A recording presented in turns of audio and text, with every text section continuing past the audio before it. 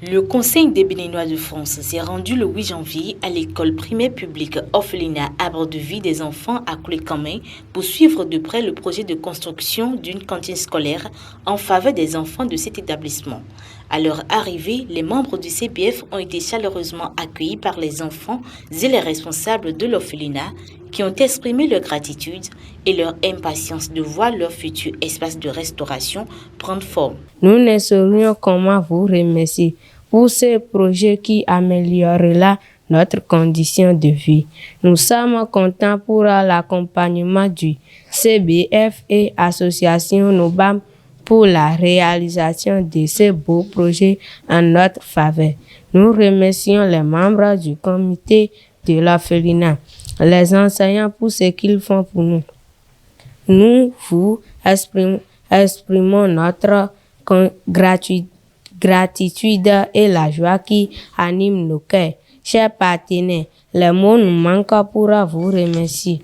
Nous sommes heureux parce que les enfants là, non seulement vous les avez arrachés de la pépinière des violences, parce que quand les enfants sont abandonnés par les parents ou les parents n'existent plus, ces enfants-là prospèrent au niveau de la pépinière des violences et personne ne dort.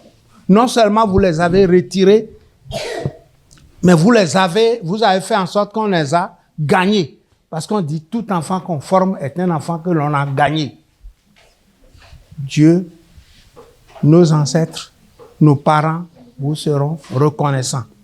Et au nom du maire de Koulékamé, du premier adjoint au maire, et au nom de toute la population de Koulékamé, je vous dis encore merci.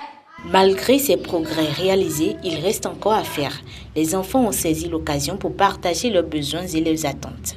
Nous voudrions exprimer quelques besoins, à savoir le manque de vivres alimentaires et vestimentaires, les jouets éducatifs, les fournitures scolaires, installation d'un centre de formation professionnelle dans la maison pour qu'après la vie. À l'orphelinat, nous ne serions pas quémander à la rue des documents éducatifs pour enrichir notre bibliothèque et des ordinateurs PC pour la promotion de NTIC. Et c'est parce que nous pensons à vous que nous essayons de porter, de conduire des projets qui puissent améliorer votre vie, vos vies. La seule récompense que vous pouvez nous apporter, c'est de travailler. De travailler. Parce que l'école est très, très importante. Vous appliquez. Vous appliquez pour qu'on puisse avoir des enfants, ensuite des adolescents, et ensuite des hommes et femmes qui conduisent le Bénin de demain. La délégation a ensuite découvert les plans de la future cantine scolaire, un espace où les enfants pourront se restaurer et bénéficier de repas équilibrés.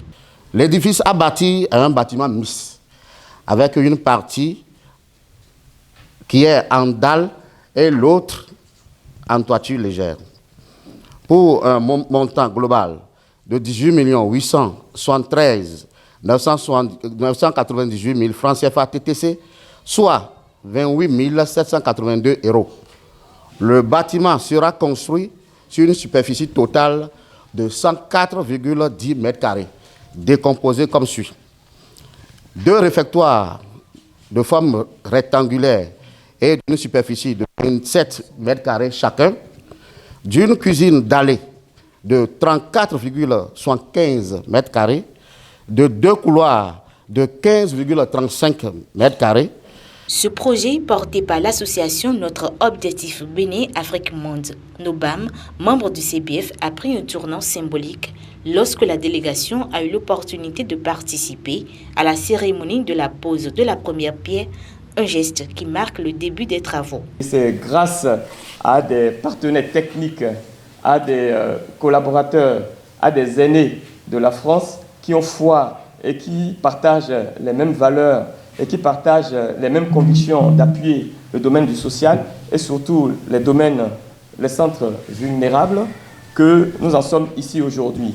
Je veux donc remercier via le CBF, le Forum, qui est une organisation aussi, certainement le président Aromandegbe, il va, comme d'habitude, bien nous faire savoir. Je veux remercier aussi M. Agor Félicien, qui de cœur et de bonne foi essaye de mettre cette structure en place, qui fait relever aujourd'hui l'espoir des enfants abandonnés. À l'issue de la cérémonie, profondément émue par le sort de ces orphelins, Madame Aurélie Aromandegbe de Souza, membre du CBF, a rendu un hommage poignant à Martine Vaïs, sans l'engagement de qui ce projet n'aurait probablement pas vu le jour. Au niveau des réunions en visioconférence, je voyais cette dame, Madame Martine Vaïs, dont on a eu le nom tout à l'heure, et qui venait, qui disait pas grand-chose et tout. Moi, là où elle m'a un peu impressionnée, c'était le jour où, avec Jean-Charles, j'ai suivi ça en visio aussi, elle était présente, corriger le dossier de demande. Et donc, l'impression qu'elle m'a donnée, elle a dit, de toute façon, je ne lâcherai pas. Elle dit, je ne lâcherai pas, j'irai jusqu'au bout. Et de là, moi, déjà, je me suis dit, ben voilà, quelqu'un qui donne aux enfants. C'est donner aux enfants. Parce que même quand on n'en a pas, on peut donner.